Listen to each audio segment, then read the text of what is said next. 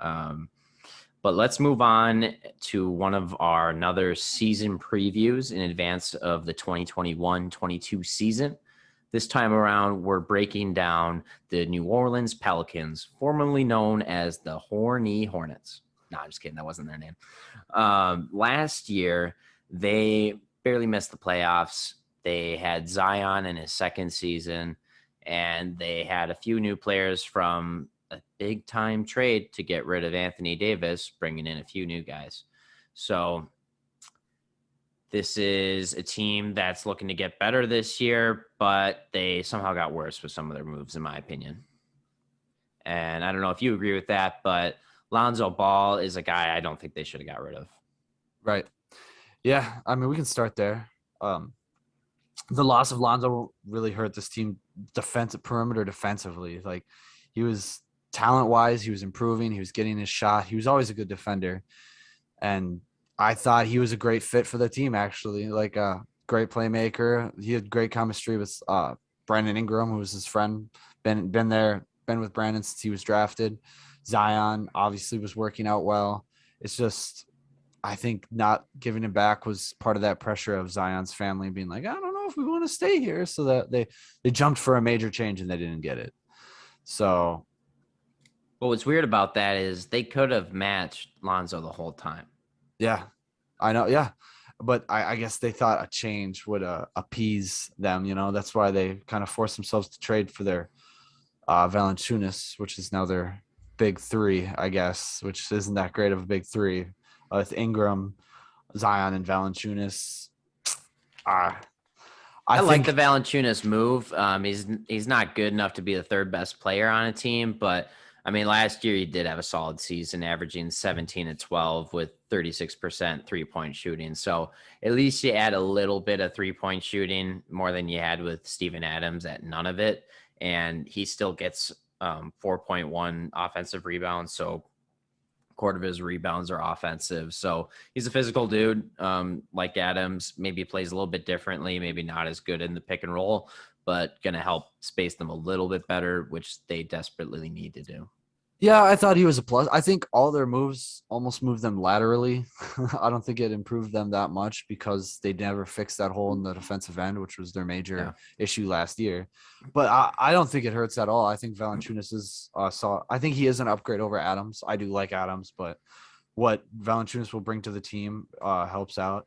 I think what's going to hurt is Valanciunas isn't a good playmaker. I mean, 1.8 assists. I mean, he's a center, and it wasn't his role on the Grizzlies, so we'll see more of it. But he's got to be able, especially with Zion, he has to be able to find that next guy, find the cutter, stretch out the shooters, find them, because it's a lot of inside playing, like almost grit and grind with this team, especially built around Giannis. I mean, and it gets to be too much, and then the lanes get clogged, and soon enough you're 26 in 3-point shooting percentage and 25th in 3-point attempts last season. Mm-hmm. So numbers gotta get better. For sure. And so at least we're good 2-point shooters though, or scorers. I mean, they, for as many attempts as they had last year, they were 8th in 2-point percentage. So at least they were top 10 in that. They're making their shots, but you gotta expand the game a bit. Yeah, I mean, they couldn't stop Zion, and it worked really well in Ingram's favor. I mean, Ingram, 23 points per game, 4.9 rebounds, 4.9 assists. I think he's the piece they need. If they have to give up him for someone else, I think it's fine, but I don't think it helps the team as much. Like, if they were to give him up in a Damian Lillard trade, definitely him and Zion, but it kind of depletes the team to who, if they had, because they'd have to give up Ingram plus pieces. You'd have to think, and then they have very little left if they make that trade. I'm not saying they'll be bad. I'm just saying I don't know if it's enough to contend with.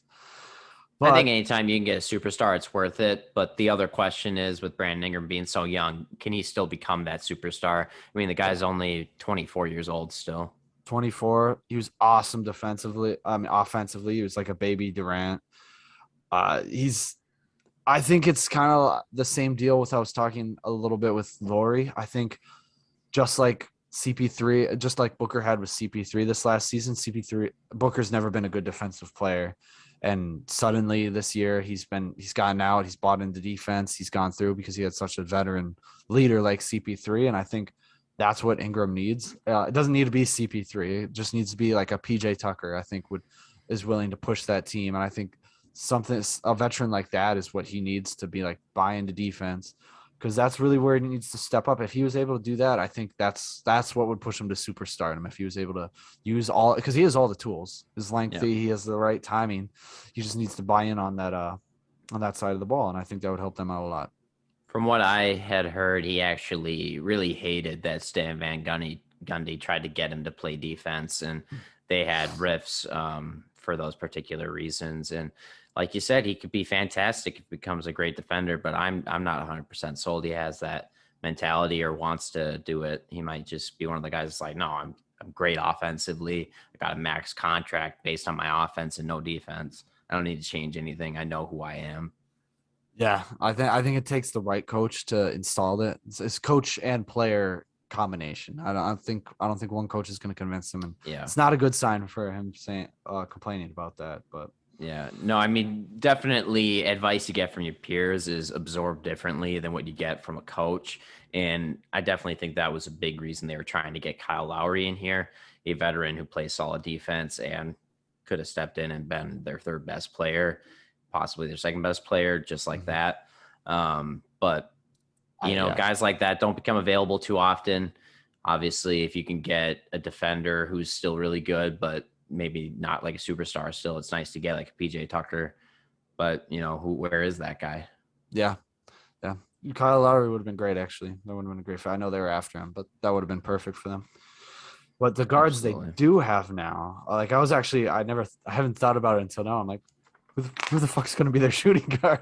And like Nas, not the worst guy in the world. Nico Alexander Walker, I assume he's going to be their starting shooting guard with Devontae Graham as their point guard. And he was very inefficient last year, but he was showing that he could step up and he could try to make those shots, be confident in his role. And that's really all you can ask for at that point from a guy, a roster of like non-shooting guards, Eric Bledsoe and Lonzo, and who's the other guard they just gave up? George Hill? No. I forget. I don't remember. Sorry. No, but if that's the best out, I think he's a decent young player. I think now will work out, but we'll see. I think that's just if you're trying to compete for a playoffs and you're just bringing in a guy we'll see. I don't think that's good enough. But yeah, no, absolutely. Well, I think Devontae Graham is a really underwhelming signing too. I mean, not as their shooting guard is one thing because they drafted him and they think he can excel, but Devontae Graham, we kind of already know who he is from his years with Charlotte. I mean, I'm not sure. I mean, I guess the only way is up from 37% shooting last season. I mean, it's got to be, right? Yeah, I mean that was really that's his worst. I think that'll help out. His field goal rent will go up. Actually, if not, his true shooting will go up because I think he's just going to take a fuck ton more threes. I don't think he's going to be ever driving in the lane with Zion, Brandon, and Valanciunas. I think he's just going to hang out on the perimeter. I think he's going to make plays. The most interesting stat I looked up on this guy. So he gets 5.4 assists last year, but his usage rate is 21%. That's pretty cool. That's pretty crazy. Like it was at a 1.5 turnover rate. Like as a point guard, I'm like, that's really good.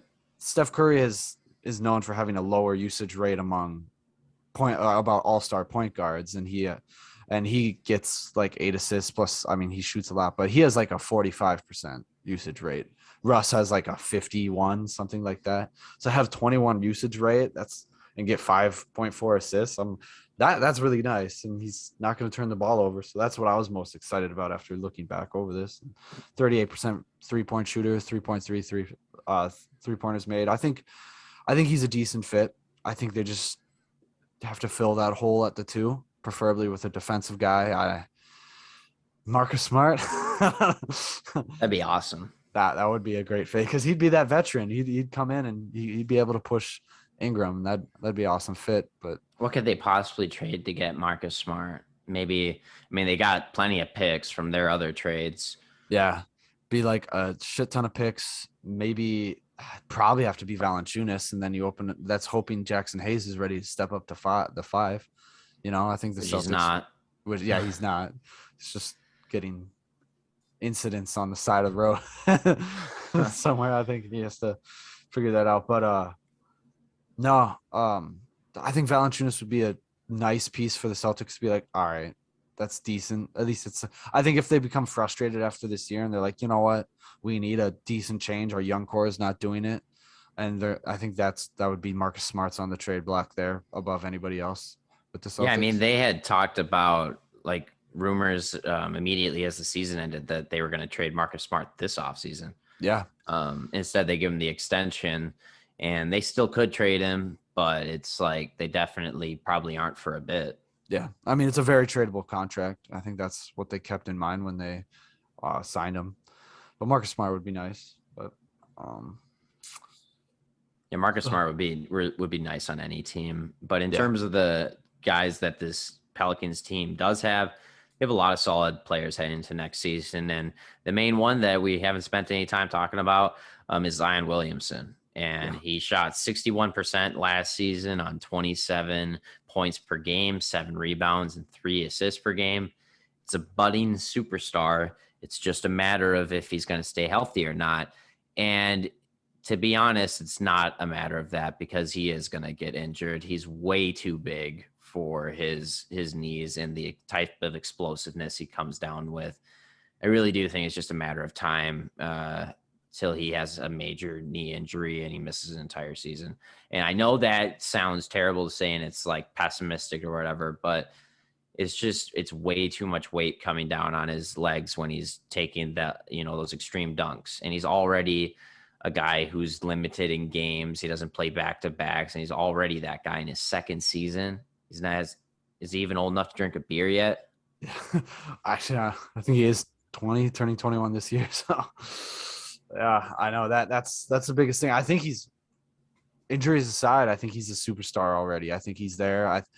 He just needs to get that veteran leadership hump over with, like Giannis. That's what Giannis was going through. He's still a young player, and he was a superstar, but he didn't have that leadership. And I think that's what Zion has to work towards, aside from losing weight. But yeah, you're right. Yeah, you hit it all right. He's got to lose that weight if he wants to stay in the league, stay on the floor, and that'll really help them.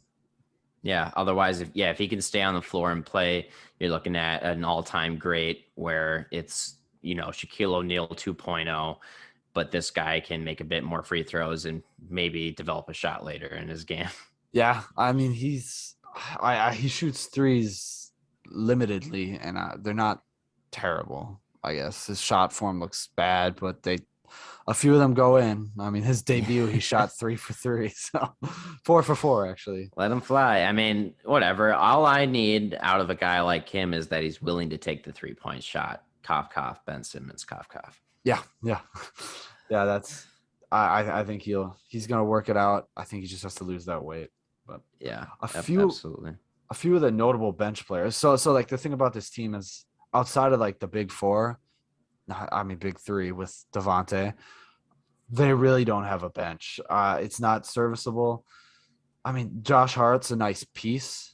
They don't have a 6th or 7th man. So, you want a guy to come out here and run an offense. They really don't have anybody to do that aside from Devontae and maybe Nah if you play him into some of the bench time. Because they got, Josh Hart, solid defender, jack of all trades. He can do a little bit of everything. That's fine. That's a decent piece. Jackson Hayes, still a project, still figuring it out. He has the potential. We've seen he's had some games where it was pretty decent, but not on their timeline. Trey Murphy has looked very good in Summer League. I mean, 16.2 points per game, 7 rebounds, 1.8 steals, 44% from 3 at 2.8 per game. I think that's fine. I think we'll see if it translates. Hopefully he's that 6th man that they're seeing. They're looking out and they're like, all right, you got to run the second offense. I think he showed that he could do it. He led the Pelicans. I think Pelicans Summer League. I think we'll see how that goes. Yeah, if he can shoot close to 40% from 3 this season as a rookie, they'll gladly take that. If he can do it on 3 or 4 attempts per game off of the bench, That'd be fantastic. So I think that's the goal. He is a guy that can push in fast break and help with their slow pace, maybe speed it up a little bit from time to time. Right. The only negative I saw was that he wasn't that great of a playmaker. I mean, I think he only got like 1.2 assists in summer league, and that's as a point guard, a shooting guard. I don't think that's what you need. That's not a good. It's not a good size. Yeah, that could be better. Signal. Yeah, that could definitely be better. Yeah, I mean, the only thing I'll say on that is like with summer league, obviously with like a rookie in his second round pick, he's probably looking more to show who he is as a scorer and prove himself rather than help set other guys up. Mm-hmm. But he does need to work on that in the pros. But at least there's so Satoransky's still off the bench. They got him. True. He's their Lonzo replacement, and he's a decent vet. He's not that vet that'll push him towards greatness. I think he would be a decent point guard on an already established team. I think that as a bench player, bench point guard, 6th, 7th, 8th man on a team like this, I don't think he's the vet you need. I mean, he's never really won. He's not a winning vet. He's just a vet. He's not really an NBA vet either. No, he's just a decent defender, nice playmaker. But that's out of that. If they can learn from him, I mean, that's fine. He's probably good for player development, but they're not trying to develop their players. They're trying to win right now. He should help out their turnover numbers, though. They were pretty close to dead last in that category. Yeah, he's going to be able to hold that ball enough and make efficient plays. I think that's really what bringing Devontae and Satoransky in was to help out those turnover numbers, which that'll help a lot. But I don't think he's enough off the bench to be like, wow, look at their bench. They have depth, Yeah. And then there's Willie Hernangomez, who will probably be their backup center. Backup center, backup power forward. He's bounced around the league. He's just whatever. Nothing there, really. Yeah. No. It was promising he was starting with the Knicks, but not anymore. Yeah, it's not a great bench. I mean, they're going to need to hope that some of their draft picks pan out at some point. They seem to just kind of be taking bust after bust. But, yeah, for sure. We'll see where it goes here in the future. I think this year for them, they're obviously shooting for the play-in, and just like last year, I think it's realistic, but it's also not likely either. So we'll see what happens with them. Yeah, who do you think's the starting five? I think it's pretty straightforward. Graham, Ingram, Zion, and Valanciunas. Yeah, only one I'd maybe switch out is if they decide to start Satoransky over Nah. Yeah. I mean, that could happen. I think they would Graham. start him at the point guard, and move Graham to the shooting guard. Actually, I forgot I had a note. Like maybe there would be suitors for Dylan Brooks. Get in that shooting, an extra shooting guard. I think that would be a decent fit. That would be perfect. I think doesn't help him on the defensive end, but yeah. Yeah, but they need scoring at the 2, and he's a guy who can give you 30 points a night every now and then too. Yeah, I think he's that extra shooting. I mean, falling into his shooting role, playmaking for himself. I think the guy that go out and score. I think he's a decent piece. I think better than Nah is at this moment. Yeah. Regardless, I think we'll definitely see the Pelicans active in the trade market after the season starts, and they have a better idea of who they are. And we'll be here to break that all down when it happens. You got anything else to say on the Pelicans, man? I'm all good. Perfect. Well, we'll sign it off here. As always, strictly talking basketball and the business, all without it. So we'll see you next time for episode 10, baby.